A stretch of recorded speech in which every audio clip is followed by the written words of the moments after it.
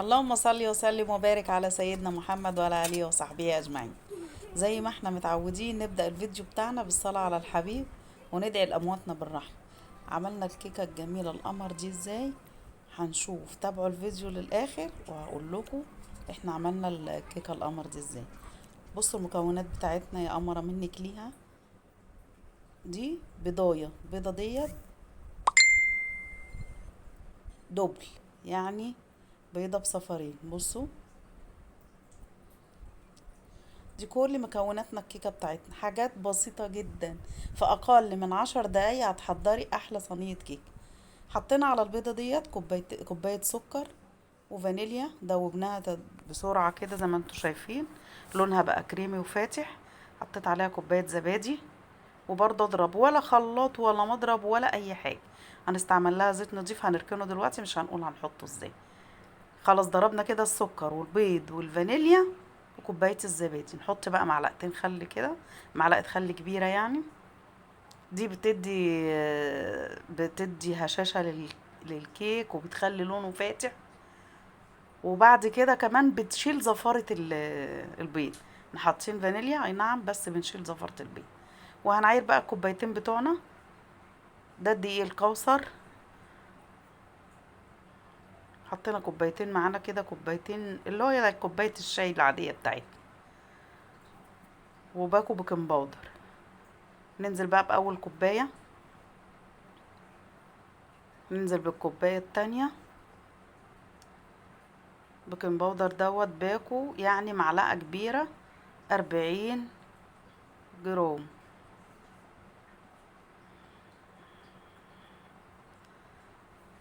كده نخلنا كل مكوناتنا الجافة، ونبدأ بقى بالراحة نقلب الخليط بتاعنا. بصوا تقيل ازاي معانا، اصبروا بس، الويسك اتفتح اتكسر، يا سلام.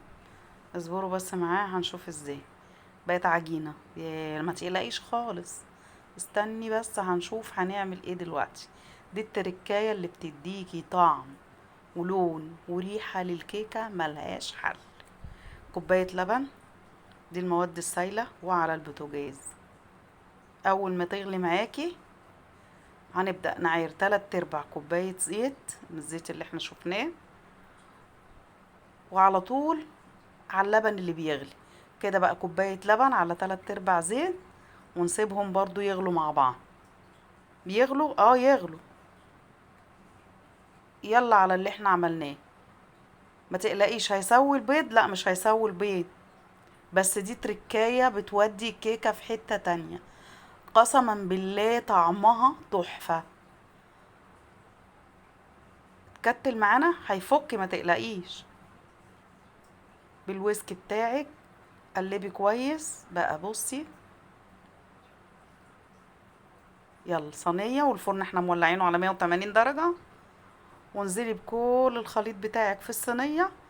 طبعا الصينية بتاعتنا دي تيفال، مش عايزة دهان زيت ولا اي حاجة. وعلى الفرن هنعمل حاجة تاني، اصبري بس. هنعمل بقى ايه حاجة تانية. حطينا ايه كوباية سكر وبضاية وشوية فانيليا، برضو معلقة خل كبير، شوية خل حلوين كده، لان هو ده اللي بيدي طراوة للكيك، وبيخلي الكيك بصراحة الزفارة ما تحسيش بريحة زفارة للبيت خالص. ونزلنا بكوباية السكر مع الفانيليا مع البضاية. دي كوباية دقيق، كوباية دقيق شيلنا منها معلقتين، يعني كوباية إلا معلقتين. الكوباية اللي مالها معلقتين دي حطينا المعلقتين كاكاو. ننزل بقى بمكوناتنا.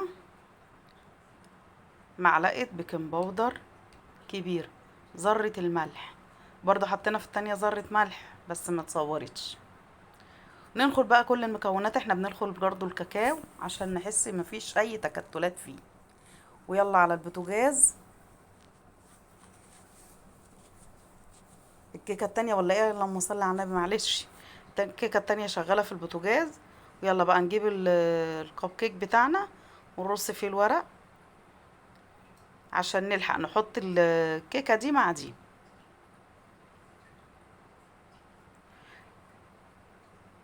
ننزل بقى، حطيت تحطي في حاجة ليها بوز زي الكزرولة كده اللي انا غليت فيها اللبن، حطيت فيها كل خليطنا وعملناه. نسيت اقول لكم نص كوباية زيت، معلش يا حبايبي، تهتوا مني. دي كده كوباية لبن، كوباية سكر، بيضاية، كوباية دقيق، معلقة بيكنج باودر، نص كوباية زيت. الكب كيك يا حبايبي اللي احنا عملناه دوت قدامنا. اتبقى شوية، جبت ورق الكب كيك الصغنن دوت وحطيته، ويلا على البوتاجاز بسرعة. حطيتها جنب التانية عشان التانية كانت خلاص قربت تحمر، رحت حطاه. متنسوش الكب كيك بتاعنا ده ما بيستغرقش اكتر من 10 دقايق بالظبط. بصوا الكيكاية طالعة معانا قمر قمر قمر.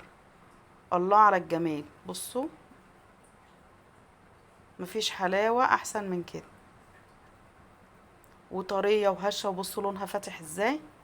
بصوا بقى الكب كيك، الكب كيك طلع بسرعة معاها عشان ما بياخدش ال10 دقايق، لان الكب كيك يا حبايبي بيستوي بسرعة اكتر من الصينية. بصوا الله على الجمال، بصوا بقى الكب كيك الكبير، هشة وجميلة جميلة جميلة. مكوناتها برضو ما بتاخدش 10 دقايق معاك. كلناها في نفس ذات الوقت. عملنا صينية تانية، دي الصينية التانية اللي عملناها وقرمشناها بقى، تحفة تحفة تحفة. بصي دي اجمل منها كمان. لو عجبك الفيديو ما تنسنيش بدعوة حلو، لايك وشير سبسكرايب لتيتا زوزو. السلام عليكم ورحمة الله وبركاته.